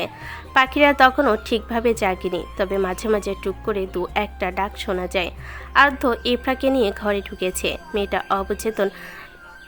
স্টেবিলিট 500 mg injection are sleeping drugs দুটোর মিশ্রণে ইনজেকশন পুশ করা হয়েছে ইফরাকে। আপাতত ঘুমাবে কিছু সময়। আর্ধ বিছানায় শুয়ে দিল মেয়েটাকে। হাঁটু ভাঁজ করে মেঝেতে উবু হয়ে বসে তাকিয়ে রইল ইফরার মুখপানে। কিছু সময় ওভাবে থেকে ইফরার গালে হাত রেখে বলল, অতপর প্রেমে পড়িলাম। ভেবেছিলাম মৌ আচ্ছন্ন হয়েছে হৃদয়, সময় গড়ালেই কাটিয়ে যাবে। ভুল ভাবিলাম। আত্মা স্পর্শী বোকা হরণে তুমি মেয়ে, সারাবের থেকে ভয়ঙ্কর তোমার নেশা। দৈনন্দিন ব্যস্ততাই ব্যস্ত জীবন। সময়কে হাতে ধরে রাখার উপায়ন্ত নেই মনুষ্য জাতির। সকালের লাল আভা কাটিয়ে দিনের আলো ধরনের বুকে পড়তে যেন ব্যস্ত জীবনের আরেকটি দিনের সূচনা হয়। রোজকার মতো আজও ফর্মাল গেটআপে তৈরি হয়েছে কাব্য। ঘড়িতে সময় তখন সকাল 10টা। কোকড়ানো চুলগুলো চিরুনিতে ব্যাক ব্রাশ করে সুন্দর করে সেট করে নিল ছেলেটা। কাজের চাপ বেড়েছে। চুল সেট করা হতে কাব্য এসে দাঁড়ালো ঘরের কর্নারে। পড়ে থাকা টেবিলের কাছে নীল রঙের 3টা ফাইল পড়ে আছে এতে, 2টো খুনের, একটা ধর্ষণের। কাব্য এক এক করে 3টা ফাইলের চোখ বুলিয়ে নিয়ে ধর্ষণ কেসের ফাইল হাতে ধরে কিছু একটা ভাবলো। কাব্য ভাবে ভাবে না, তার মন বলে হাতে আসা 3টা কেস যেন কোনো এক বিনিসুতার মালা, যার অর্থ একে অপরের সাথে সম্পৃক্ত। কাব্য ক্যালেন্ডারে তাকালো, আজ 26শে এপ্রিল 2008। কাব্য বেরিয়ে গেল ঘর ছেড়ে। ভিকটিমের বাড়ি যেতে হবে তার। পুলিশ কোয়ার্টার হতে বের হতে এক অপরিচিত মহিলা দেখা মিলল তার। মহিলার গায়ে সস্তার এক ছাপা শাড়ি, পায়ে জুতো নেই, ধুলোবালিতে কালো রং ধারণ করেছে। নাক অবধি লম্বা শাড়ির আঁচলে মুখ লুকানো। কাব্য গেটের কাছে পা রাখতে মহিলা হুড়মুড় করে এসে পা জড়ালো তার। এসবে প্রস্তুত ছিল না কাব্য। কিছুটা ঝুঁকে মহিলার গায়ে হাত না দিয়ে ব্যস্ত হয়ে জিজ্ঞেস করল, এ কি, কে আপনি? মহিলা মাথা নিচু রেখে কাঁদুনি গাইছে, সাহেব, আমার স্বামীর লাশ খান নিবার চাই, আমার স্বামীর লাশ খান মরে দিয়েন। কাব্য অসহায় মুখ করে বলল, আপনি পা ছাড়ুন, উঠুন। না স্যার, মোর স্বামীরে মরে দেন, মুই হ্যার দাফন করাইবার চাই, আমার স্বামীর শেষবার দেখবার চাই। মোর দ্বারে খবর আইছে, মোর স্বামীর লাশ তদন্ত করবার আনছেন। কাব্য মহিলার থেকে পা সরিয়ে নিয়ে কিছুটা দূরে গিয়ে দাঁড়ালো। মহিলা গলা ছেড়ে কান্না করতে করতে বলল, ওগো তালেব মিয়া, তুমি মোরে এমনে এতিম করবার পারলা, এখন মুই কই যামু, মোরে থুইয়া কেমনে মইরা গেলা ও তালেব মিয়া। কাব্যর বিরক্তির সাথে হাসিও পেল বটে, তবে নিজেকে সামলে চেহারায় গাম্ভীর্য ভাব এনে ডাকল, তিতাস সাহেব, তিতাস সাহেব। কনস্টেবল তিতাস দ্রুত কদমে এসে প্রথমেই এক পা উঁচু করে কপালে হাত ঠেকিয়ে সালাম ঠুকে বলল, কনস্টেবল তিতাস উপস্থিত স্যার। উপস্থিত গণনা তিতাসের এক অভ্যাস। কাব্যর মাঝে মাঝে মনে হয় সে নিশ্চয়ই কোনো স্কুলের শিক্ষক, আর এই তিতাস হলো তার ছাত্র। মনে না হবার কারণেই তিতাসের ব্যবহার ঠিক এমনই। কাব্য হাতের ঘড়ির দিকে একবার তাকিয়ে কান্নারত মহিলার দিকে ইশারা করল, উনি কি বলছেন শুনে আমাকে ইনফর্ম করবেন, আমি বের হব। তিতাস লম্বা একটা টান টেনে জবাব করল। কাব্য বেরিয়ে গেল। সরকারি গাড়িতে চড়ে রওনা হলো মেঘার বাড়ির উদ্দেশ্যে। গাড়ি চলছে, মাথায় জটলা পেকেছে প্রতিটা রহস্যের। কাব্য ছিটে গা এলিয়ে কিছু একটা ভাবলো। মাথায় একাধিক প্রশ্ন, উত্তর খোঁজা বাকি। হঠাৎ আগবাজ কিছু না ভেবে ড্রাইভারকে উদ্দেশ্য করে বলল, আচ্ছা আব্দুল ভাই, এই গ্রামের মূল কাহিনী কি বলেন তো? আব্দুল্লাহ গাড়ির স্টিয়ারিং ঘুরিয়ে বলল, এই গ্রামের কাহিনী পুরো জন্ডিস সাহেব। এর মূল কাহিনী আদৌ কারো জানা নেই। সবাই শুধু জানে খন্দকার বাড়ি আর মীর বাড়ির এক শত্রুতার কাহিনী, তবে সঠিক তথ্যের হদিস নেই। কেউ জানলেও মুখ খুলবে না। কাব্য হতাশ নিঃশ্বাস ছাড়ল, দু চোখ বুজে নিয়ে পড়ল, বুঝলেন ভাই, মামলায় ভীষণ রকমের ঘাবলা রয়েছে। এই মামলার নিষ্পত্তি মেটাতে ভীষণ খাটুনি হবে। মেঘার বাড়ির সামনে এসে গাড়ি দাঁড় করালো আব্দুল্লাহ। কাব্য নেমে গেল। হাতে সে নীল রঙের ফাইল, টিনে ছোট ছোট দুখানা ঘর। কাব্য দরজায় দাঁড়িয়ে ডাকলো, কেউ আছেন? জাহানারা বেগম বেরিয়ে এলেন। কাব্যর দিকে প্রশ্নবোধক চাহনিতে তাকিয়ে থাকতেই কাব্য বলল, পুলিশ স্টেশন থেকে আসছি, মেঘার সাথে দেখা করতে চাইছি। জাহানারা বেগম কাব্যর দিকে তাকিয়ে দেখলো ছেলেটাকে বয়স কম। কিছু সময় তাকিয়ে থেকে বলল, মেঘ অসুস্থ সাহেব, কথা কইবা পারবো না। আমি তার মা লাগি, আমারে বলেন। বেশি সময় নিব না। জাহানারা কথা বাড়াতে চাইল না। পুলিশ লোক তর্ক করা মানেই ঘাড়ে বিপদ ডেকে আনা। কাব্যকে নিয়ে এলো সে। মেঘা খাটের উপর বসা, ক্ষত স্থান শুকিয়ে উঠেছে মেয়েটার। কালো রঙের কেশ গুছিয়ে চটলা পড়েছে। জাহানারা বেগম একটা মোড়া এনে বলল, বসেন সাহেব। কাব্য বসলো। কিছু সময় চুপ থেকে ফাইলের সাথে মেঘার বিবরণ দেখে ডাকলো, মেঘা। মেঘা চুলের উকুন তুলছে। কাব্যের ডাক শুনল কিনা বোঝা গেল না। কাব্য মোড়া আরো কিছুটা টেনে আবারও ডাকলো, মেঘা। এবারে ডাক কিছুটা জোরেই ছিল। মেঘা ভয়ে নিজেকে গুটিয়ে নিতে চাইল। জাহানারা বেগম দ্রুত এসে মেয়ের কাছে দাঁড়াতে মেঘা জাপটে ধরল তাকে। কাব্য নিজেকে শান্ত করে বড় বড় নিঃশ্বাস টানল। মেঘার পুরুষে ভয়। কাব্য ব্যাপারটা মাথায় রেখেই প্রশ্ন করল, মেঘা শুনছো? মেঘা মুখে আঙ্গুল রেখে চুপ থাকতে চাইল। কাব্যর মনে হলো কোনো এক অবুঝের সামনে বসেছে সে। মেয়েটাকে দেখে নিয়ে বলল, আমায় একটু সাহায্য করো মেঘা। ওরা কে বা কারা ছিল, অনুরোধ রইল বলো। তাদের শাস্তির প্রয়োজন। শাস্তি শব্দটা শ্রবণে আসতে হাততালি দিল মেঘা। খুশি খুশি হয়ে বলতে লাগলো, পাপীর শাস্তি হয়েছে, সে শাস্তি দিয়েছে, সে মহান, সে মহান। কাব্য ভুরু কুচকে তাকালো। জাহানারা বেগম দ্রুত চেপে ধরলেন মেয়ের মুখ। শুষ্ক ঢোক গিলে ফেলেন কয়েকবার। কাব্য সব দেখে নিয়ে বলল, কার কথা বলছে সে? জাহানারা আমতা আমতা করলো, ইয়া মানে স্যার, মাইয়া আমার মাথায় গন্ডগোল হয়েছে। ওই মেন্টাল নাকি কয় সেইটাই, সব উল্টা পাল্টা বকে। কাব্যর খটকা লাগলো। কিছু লুকাচ্ছেন? যে না সাহেব। কাব্য বুঝতে পারছে না এই ভিকটিমের পরিবারের সমস্যা কোথায়। এরা মুখ কেন খুলতে চাইছে না? তাদের মুখ খোলার প্রয়োজন, অথচ এরা নিশ্চুপ। কাব্য হতাশ। তদন্ত সূত্রপাত মেলাতে হবে তাকে। কাব্য বসা ছেড়ে উঠে দাঁড়ালো। শাকে মাছে ঢাকবেন না, লস বই লাভ হবে না। আসছি। তবে যাওয়ার আগে বলল, ঘড়ির কাঁটায় বেলা 12টা ছুঁই ছুঁই। ইফরা ঘুম ভাঙতে দেখলো আরাধ্য চেয়ারে বসে পা দুলিয়ে দুলিয়ে বই পড়ছে। বই পড়ছে বলতে এসে কবি সাহেবের ভুল ধরছে। মোটা স্বরে কবিতা আবৃত্তি করছে কাজী নজরুল। করেছে ভুল, দাড়ি না রেখেছে চুল। ইফরার দিকে নজর পড়তেই বেশ বড় এক সালাম ঠুকে বলল, শুভরাত, সকাল দুপুর বউ। ইফরা নাক ছিটকায়। আরাধ্য মুচকি হেসে এসে বসে বিছানার উপর। কয়েক সেকেন্ড স্থির থেকে ধপ করে শুয়ে পড়ে ইফরার কোলে। মুখ লুকায় শাড়ির ফাঁকে নরম পেটে। বিচ্ছিরি এক অভ্যাস। ইফরার প্রতিবার বিরক্ত হতে চেয়েও পারে না। আরাধ্য নেশাগ্রস্তের মতো বলে, ঘুম হয়েছে তোমার? ইফরা খাটের পাশিতে হেলান দিয়ে ঘড়ি দেখল। ঘড়ি কাটা 12টার ঘরে। নিজে নিজে শরীরে একবার চিমটি কেটে আবার তাকালো। সে একদম ঠিক দেখছে। এত সময় ঘুমিয়েছে সে। আরাধ্য আবার বলল, এরা? ইফরা উত্তর করে না। দোহাতে মাথা চেপে ধরে। ঝিমঝিম করছে মাথাটা। আদৌ ইফরা নরম পেটে আলতো করে ঠোঁটের স্পর্শ দিল। তবে আজ কোনো প্রতিক্রিয়া নেই ইফরার। আদৌ পিটপিট করে ইফরার মুখের দিকে দেখে জিজ্ঞেস করে, কি সমস্যা মেয়ে? আপনি মানেই সমস্যা, সরুন। আর্ধর মনে হলো ইফরার কতটুকু শুনতে পায়নি। একদম গাছাড়াভাবে শরীর ছেড়ে শুয়ে রইল ইফরা কোলে। ইফরা প্রশ্ন করল, সরছেন না কেন? ইচ্ছে নেই। ইফরা চুপ রইল। আরাধ্য উপর থেকে চিত হয়ে শুয়ে পড়ল। বেলা 12 অবধি পড়ে পড়ে ঘুমোলে মেয়ে। বলি স্বামী সেবা কি তোমার পাঠ্য বই লেখা নেই? কথায় কথায় পাঠ্য বই টেনে কি বোঝাতে চান? সরেন তো। আমার ঘর, আমার বিছানা, আমার বউ, বউয়ের কোল, সব আমার। তো তুমি কে হে চেংড়ি? দূর দূর করছো? ইফরা ঘাড় ঘুরিয়ে অন্যদিকে তাকাবে। তখনই কিছুটা ব্যথা অনুভব হয় তার। কিসের ব্যথা বুঝতে পারছে না। মস্তিষ্কে জমাট বেঁধে যায়। রাতে কি ঘটেছে? এত বেলা অবধি ঘুমানো। সব কেমন ধোঁয়াশা লাগছে তার কাছে। আরাধ্য বলল, গোসল দিবে? কেন? মুখ দেখে মনে হচ্ছে মাথা ধরেছে। গোসলের প্রয়োজন তোমার। এত বেলা অবধি ঘুমিয়েছিলাম, ডাকতে পারতেন। আরাধ্য উঠে বসলো। পরনে গেঞ্জিটা টেনে টুনে নিয়ে বলল, কাল যেভাবে কোলে চড়েছিলে মেয়ে, আজ সকালে ডেকে দিলে তো ঘাড় মুচড়ে রক্ত নিতে। ইফরা অবাক হয়ে তাকিয়ে থাকলো। আরাধ্য বলল, এই, তোমার জিনে ভূতে নিতে চায় নাকি গো? না। তবে কাল কেন হামলে পড়লে আমার উপর? ইফরা কিছু মনে পড়ছে না, মাথা ব্যথা বাড়তি হচ্ছে। দোয়াতে মাথা চেপে রাতের কথা মাথায় আনতে চাইছে সে। আরদ্র এক হাত বাড়িয়ে ইফরাকে টেনে বুকে এনে ফেলে।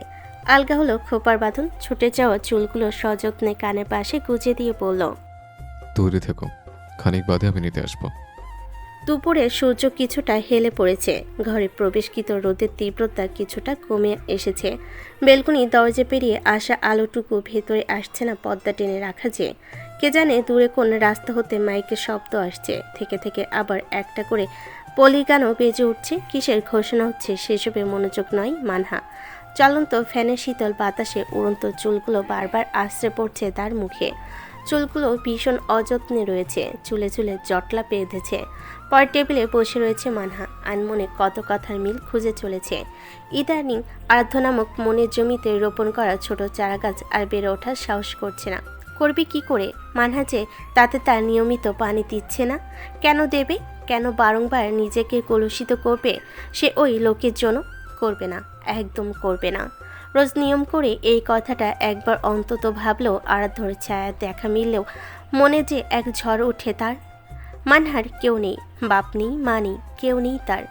সে যে মীরবাড়ির আশ্রয়ে বেড়ে ওঠা এক পরগাছা, বড় একখান গাছ আঁকড়ে বেঁচে থাকা তার। বিপদ আপদে এবারের লোক তাকে কতই না সাহায্য করেছে, তবু সে ব্যাহের মতো গিয়ে আর্ধর সামনে নিজের দুর্বলতা প্রকাশ করেই ফেলল। কেন করেছে সে? সেসব ভাবলে নিজেকে নিজের প্রতি ঘৃণা লাগে তার। মানহার কান্না পেল, রাগে নাকি ঘৃণায় তা বোঝার উপায়ন্তর মিলল না। মেয়েটা চোখ বুঝল, চেয়ারে পিঠ থেকে নিশ্চুপ রইল কিছু সময়। চোখের কোণে পানি কয়েক ফোঁটা গড়িয়ে পড়ল।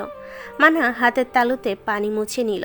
চোখ খুলে বইয়ের শাড়ির মাঝ হতে একটা লাল রঙের ডায়েরি বের করল। ডায়েরিটা আরাধ্যর দেওয়া। এই মানুষটা দেওয়া ছোট ছোট উপহারগুলো মানহা সযত্নে তুলে রাখত। মাঝে মাঝে হাত বুলিয়ে নিজেকে প্রশান্ত করল। যে বছর চাকরি ছেড়ে এলো সে বছর আরাধ্য ডায়েরি খান মানহার হাতে দিয়ে বলেছিল, ধর থেকে চিংড়ি। উফ, এই অপ্রয়োজনীয় জিনিসখান আনতে আমার ঘাড়ের ব্যথা ধরে গেল। বাপু গে, কি ভারী। মানহা চোমেরে ডায়েরিটা নিয়ে ছুটে ঘরে এসেছিল। একটু লজ্জা পেয়েছিল হয়তো, একটা ধন্যবাদ অব্দি দেওয়া হয়নি তাকে। মানহা কলম হাতে নিয়ে ডায়েরির পাতা উল্টে গিয়ে থামল ৫৪তম পৃষ্ঠায়। তারিখ লিখল ২৬শে এপ্রিল ২০০৮। হাত কাঁপছে। মানহার কাপা হাতে কলম চালিয়ে লিখল, প্রিয় পুরুষ, দেখছেন আমি বিহীন আপনার একখানা ঘর হইল, সাজানো গোছানোও একটা সংসার হইল। আপনি মানুষটা অন্য কারো হইলেন। নিত্যদিন আপনার দেহের উপরে লেপ্টে থাকা একখান উষ্ণ নারীত্বের অস্তিত্ব পাইলেই রোজ নিয়ম করে আপনার প্রয়োজনীয় সকল জিনিস হাতের নাগালে আইনা দেওয়ার একটা মানুষ পাইলেন। মন খারাপে ২-৪খান কথা বলার একটা মানুষ পাইলেন। তীব্র মাথা ব্যথায় আপনার ঘন চুলে বিলি কাটা একখান নরম হাত। আপনি সব পাইলেন। অতঃপর আমাদের দূরত্ব বাড়িল। আমি গোটা জগতে একাকিত্ব বোধ করিতে লাগিলাম। এই যে খানিক সময় আগে চোখ বুঝিয়া নিজেরে জিগাইলাম, যে জন চলিয়া যায় সেজন কি ফিরিবার লাগি যায়? মন আমারে উত্তরের বদলে প্রশ্ন করিল, যে গেল সে কি আসলে আপন ছিল? আমি নিশ্চুপ থাকিলাম। ব্যতিব্যস্ত কোলাহল পরিপূর্ণ পরিবেশ হতে দূরে সরিয়া নীরবতা গ্রহণ করিলাম।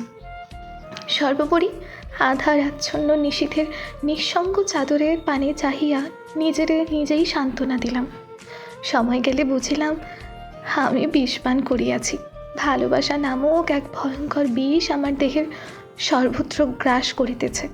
বুকের জ্বলনের প্রসাধনীর নাগাল ধরিতে ছুটিতে লাগিলাম। স্বার্থপর হয়ে হে বোকা মনকে অতি শক্ত এক পাথরে রূপান্তরিত করিতে চাহিলাম, অথচ হৃদয় মস্করা করিল। ২-১বার সুযোগের ফায়দা লুটে বলিল, সাঁতার না জানিয়া সমুদ্র পাড়ি দেবার সাহস করিয়াছ নারী, তুমি ডুবিবে। পানি খাইয়াছ নিশ্চয়ই। আপাতত হয় নিজেই বাঁচো, নয়তো মৃত্যুই তোমার জন্য শ্রেয়। কলম থামালো মানহা, পাতা উল্টালো। ৫৫তম পৃষ্ঠায় লিখল, আপনি আফসোস করিবেন, জীবনের খাতায় বড় একখান অধ্যায় লিখিবেন এই আফসোস শব্দ লইয়া।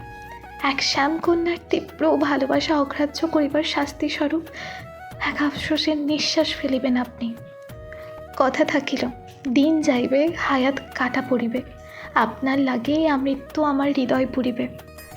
থেমে গেল মানহা। কয়েক পাতা উল্টে আরাধ্যর এক ছবি বের করে তাকিয়ে থাকলো এক দৃষ্টিতে, তারপর যথাস্থানে রাখলো। আনমনের চোখের পানি ফেলছে। হঠাৎ আরাধ্য ঘরে ঢুকলো। তার আবার এসব অনুমতি লাগে না, যদিও মানহা এখনও টেবিলে বসা। আরাধ্য একবার সেদিকে তাকিয়ে বিছানায় গিয়ে ধপ করেই বসলো। টুকি টুক টুক টুকি। মানহার ভাবনা ভঙ্গ হলো। দ্রুত ডায়েরির ভাঁজে কলম রেখে তাকিয়ে বলল, আপনি? আরাধ্য বিছানায় আদর্শভাবে বসে বলল। কি ভাবছিস? মানহা কান্না লুকাতে চাইল। আরাধ্য আর চোখে মেয়েটার ভেজা চোখ মুখ দেখে হতাশ হলো। নিশ্চুপে আরও কিছু সময় পর্যবেক্ষণ করে প্রশ্ন করল, মাওলার নিকট অভিযোগ ঠুকছিস? কি বলছিস? বেধাতে শুনছেন? আমি এক অদ্ভুত প্রেমিকা বলছি। আমার স্বপ্ন সাজানো বারণ আমি শোকে আত্মরা, ইহা তার কারণ। আরাধ্য এক চোখ বন্ধ করে জিহ্বা কাটল। ধর ধর, আজকাল বড্ড সত্য কথা বলে ফেলেছি। ছি ছি, শাল আমার মুখে গু পড়ুক। কথাগুলো বলে নিজের কানে নিজেই চিমটি কেটে মানহার দিকে তাকালো আরাধ্য। মানহা তার দিকে ফ্যাল ফ্যাল করে তাকিয়ে আছে। মেয়েটা রাগ করছে নাকি? রাগ করবে বুঝলো না আরাধ্য। বেকল এক হাসি দিয়ে কথা ঘোরাতে বলল, ভাই মস্করা করেছি, মাইরি বলছে। আরাধ্যর মস্কারে পাত্তা দিল না মানহা। কড়া কণ্ঠে জিজ্ঞেস করলো, কি মনে করে এসেছেন এ ঘরে? যা শালা, এ ঘটনা কখন ঘটলো? মানহা ভুরুযুগল একত্র করলো। কি ঘটেছে? এই যে কেমন জানে বিনা মেঘে বৃষ্টিপাত, লগে আবার পরপর একখান ভাব। কি বলছেন? আরাধ্য উঠে দাঁড়ালো। বিছানা ছেড়ে টেবিলের দিকে এগিয়ে যেতে নিয়ে বলল, এইসব আপনি আপনি কখন শুরু হয়েছে? হওয়ার প্রয়োজন ছিল। কারণ? মানহা টলমলো চোখে একবার আরাধ্যকে দেখে নিয়ে দৃষ্টি নামিয়ে বলল, কিছু লাগবে আপনার? কোনো কাজ আছে নিশ্চয়, বলুন আমি করে দিচ্ছি। প্রয়োজন না হয়ে প্রয়োজন হতে চাইছিস? ইরার হাওয়া লাগিয়েছিস গায়ে। সর্বস্ব হারিয়ে অন্তত আত্মসম্মানটুকু নিজের করে রাখতে দিন আরাধ্য ভাই, আর ছোট করবেন না আমায়। ইরার হাওয়া লাগেনি বলছিস? জি না। আরাধ্য চোখ বুঝে আঙ্গুলে কপাল চেপে ধরল। মানহা বলল, আপনার অনুমতির প্রয়োজন ছোট নবাব। প্রাপ্তবয়স্ক এক মেয়ের ঘরে বিনা অনুমতিতে প্রবেশ না জায়েজ। মানহা কথা বলে মুখ ঘুরিয়ে নিল। আরাধ্য অলস কণ্ঠে বলল, ঘৃণা হয়। মানহা চুপ করে যায়। গলার কথাগুলো দলা পাকিয়ে আটকে আছে তার। আরাধ্য তার চোখের দিকে তাকিয়ে থাকলো কিছু সময়, দেখে বলল, যে বিষে মরণ থাকে সে বিষ গ্রহণ এত ব্যাকুলতা কিসের? নেই তো। নেই, তাহলে পারো হতে চাইছিস কোন চোখে? মানহা দীর্ঘশ্বাস নিংড়ে ফেলে। দেবদাসকে আপনি? আপনি তো দেবদাস না, তাহলে এখানে পারুর কোনো অস্তিত্বই নেই। আরাধ্য হাসলো। মানহা আবার বলল, বিষবৃক্ষ জড়িয়ে বেড়ে ওঠা বড়গাছা চারা আমি। আমার মৃত্যু নিশ্চিত, তবে সময় সাপেক্ষ। আরাধ্য এবার উচ্চ শব্দ করে হাসলো। আরও একটু এগিয়ে মানহার ডায়েরির দিকে হাত বাড়াতে পাশ হতে ছো মেরে তা সরিয়ে নিল মানহা। আরাধ্য তার বাড়ানো হাত ফেরত এনে মাথা চুলকে নেড়ে বলল, সিদ্দিক ভাইয়ের পুকুর ঘাটে ইরাকে নিচে চলে আসিস। হাঁস খেলা রয়েছে, কথা নড়চড় হবে না নিশ্চয়। উত্তরের অপেক্ষা না করে আরাধ্য উল্টো ঘুরে যায়। রীতিমতো গান গাইতে গাইতে বেরিয়ে যায় সে।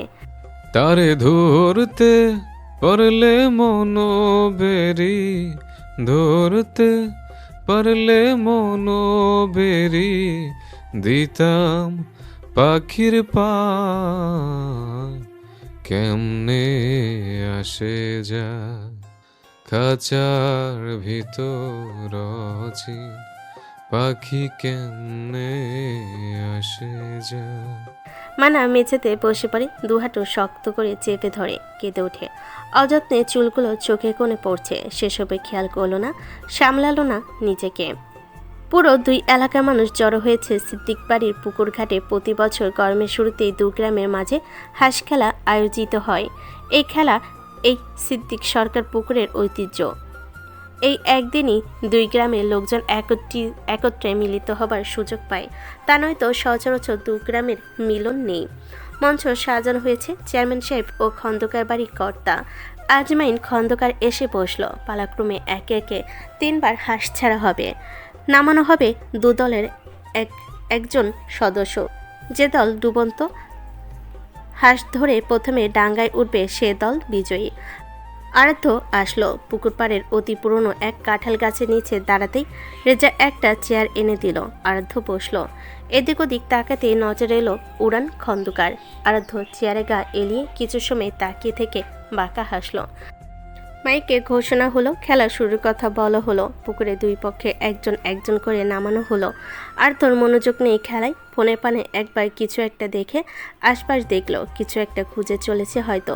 দেখা মিলল না। পুকুরের দিকে একবার তাকিয়ে উঠে দাঁড়ালো। বাইক টেনে এনে সামনে মেয়ের বাড়িতে বেশি সময় লাগলো না। দৌড়ে সিঁড়ি বেয়ে ঘরে দরজা এসে ডাকলো। এরা দরজা লাগানো ছিল। আরাধ্য কয়েকবার ধাক্কা দিয়ে ডাকলো, এরা এরা ইফরা দরজা খুলল। আরাধ্য কপাল কুঁচকে বলল, সাজনি কেন বলটা? বলেছিলাম তৈরি হতে। ইফরা মাথা নিচু করে বলল, ভালো লাগছে না আমার। কি হয়েছে?